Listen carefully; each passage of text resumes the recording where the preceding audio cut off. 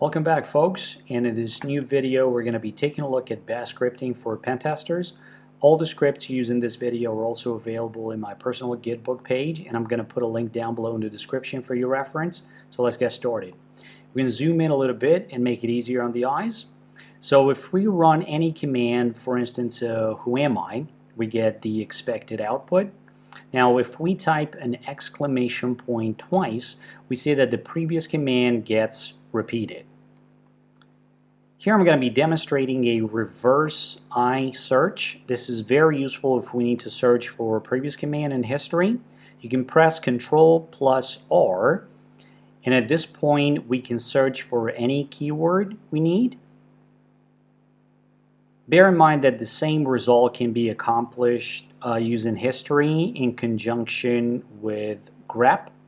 So if we type in history and then we pipe into grep and search for our keyword, which is 4, we get pretty much the same output.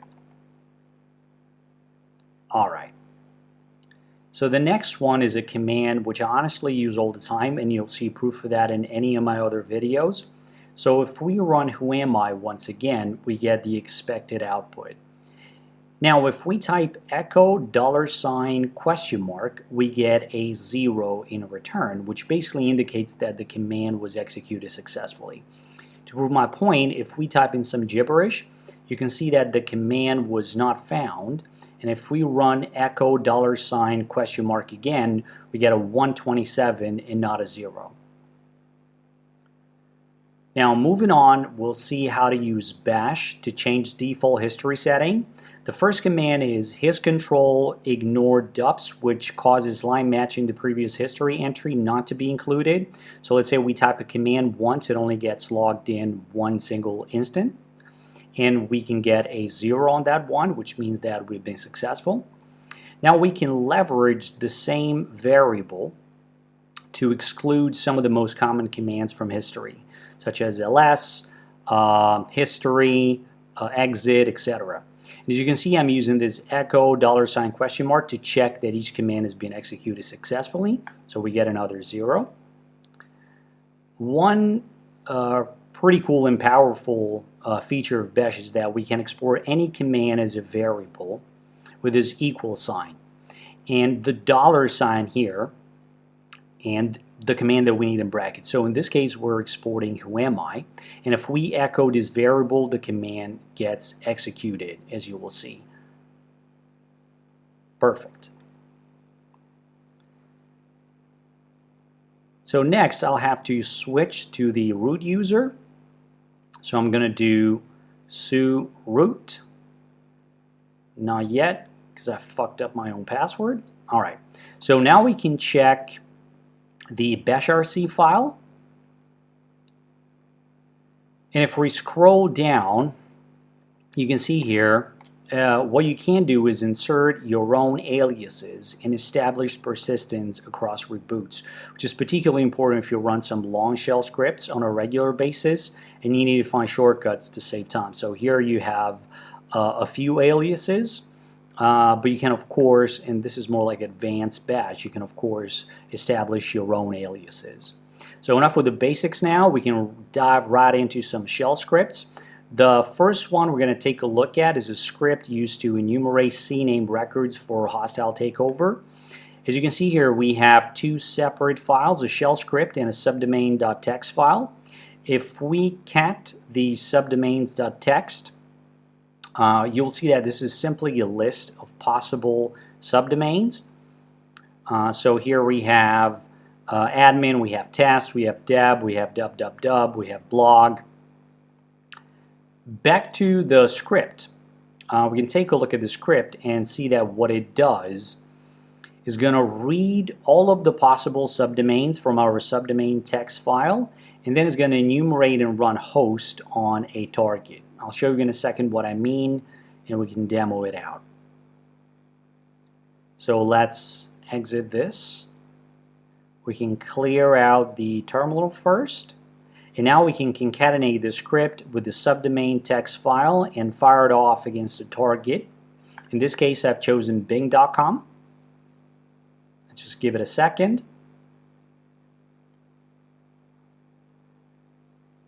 Right. As you can see right off the bat, it's spitting out both aliases for certain subdomains and their respective IP addresses. Awesome. Let me kill this process so that we can move forward. Now we can go up one directory.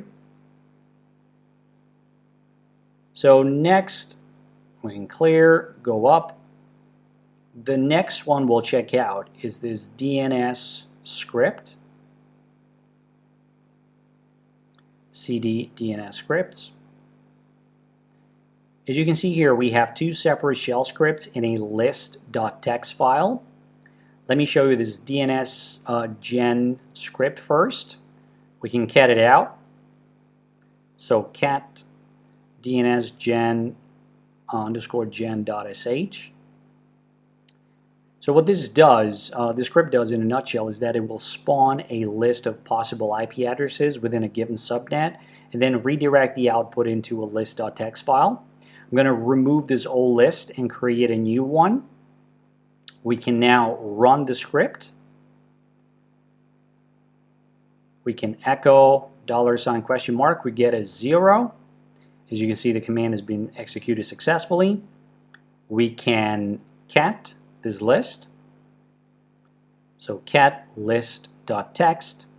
And as you can see here, we have a list of 255 distinct IP addresses. You can obviously customize this script to any IP address or subnet that you wish for. Now this next script, what's going to do is going to loop through all of these IP addresses and then is going to run host on them. We can try it out. Let's get out of here. We can execute this host.sh. Let's give it 1 second. By the way, this IP address is the address of cisco.com. As you can see here, we have cisco.com and subdomains lavender.cisco.com, magenta.cisco.com. They all pop out. Right on. Perfect. Let's kill it. Let's go up and check out another script.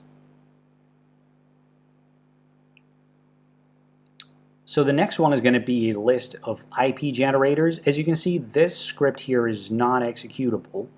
And in fact, we're going to nano into it and check them out. It's a collection of scripts. As you can see, there are different ways that we can accomplish the same task. We could use a while loop. We could use sequence. We can also redirect the output into a file. We're going to grab one and demo it out. I think this one at the top using sequence 1 to 10. This one should be good, so we can copy it. And now we can paste it directly into our shell and execute it. As you can see here, it prints out 10 distinct IP addresses. Obviously, again, you can edit the script to suit your needs.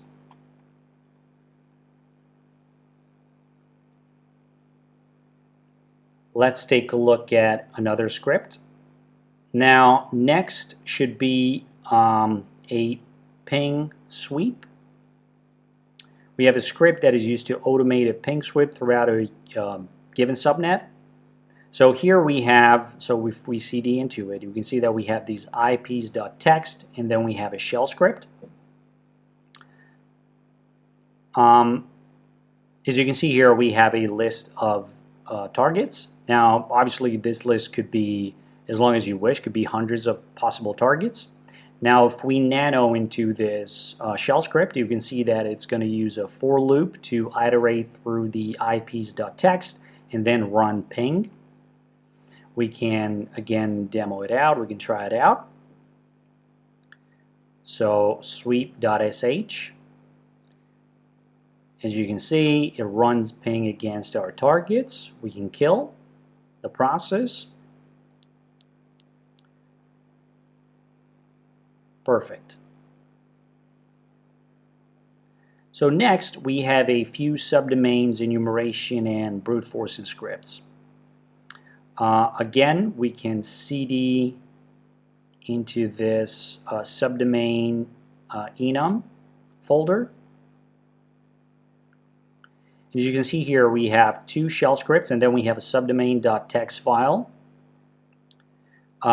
which is exactly the same list that we used into the other DNS scripts. If we cat that, cat subdomains.txt. Again, we have admin, we have test, dev, www, we have blog. Now, once we fire off this brute.sh, it will brute force any possible subdomain against the target, which in this case, we're brute forcing yahoo.com. Now, next we can have a look at the subdomain enumeration script. So nano sub enum.sh. We can see that it uses a while loop to leverage the subdomain.txt file and creates a possible list of subdomains that we can test for in a later stage. So if we fire it off, we get admin.yahoo.com, test.yahoo.com, so on and so forth. Obviously, here we have only a few options, but these can be in the thousands.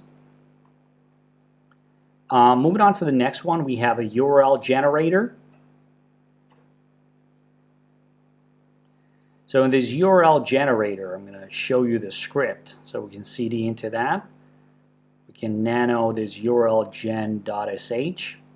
So here what we have is we can use a for loop and define as many variables as we want. And we can then echo the output into a list of potential URLs. So I've chosen a list of cities and numbers. And then I'm redirecting the output into this fictitious redcliffe.com domain, which does not exist. Now we can try it out. Let's exit, fire it off, execute URL gen.sh. As you can see, we get a command not found. We get an error, but trust me, it's good. And in fact, when we cat this URL.txt, boom, you see that we have a shit ton of URLs. Again, this script can be customized as you see fit. Let's clear it out, go back. And the next one is going to be a wget tricks folder. Let me show you this a second. Once I cd into it, you will see that if we do an ls, this directory is empty, and there's a reason for that. Let me show you. So what I'm going to do is wget the Megacorp1 site, which is a bogus website owned by Offensive Security and is used for testing. So shout out to the good homies at Offensive Security for that. Now I'm going to grep for the href attribute, which specifies the URL of the page the link goes to. So I apologize for this Kali autocomplete feature. So there you go. We grep href index.html. As you can see here, the output is a bit messy, but we can use some bash foo to clean it up a bit. So what we can do is that we can use grep to first select the target domain. So we grep href index.html, and then we pipe that. We can use grep to select this Megacorp one, and then grep with the v flag to exclude any pattern matching www, and then we use awk with capital F flag to set a delimiter for http://. And if we run that, we can print out the second delimiter, and as you can see here, the output is much more manageable. If we wanted to kick this up a notch, we could do that using cut. So by using cut, we can add a / as the delimiter, and then we can print only the first field, which is going to leave us with a full subdomain name. like so.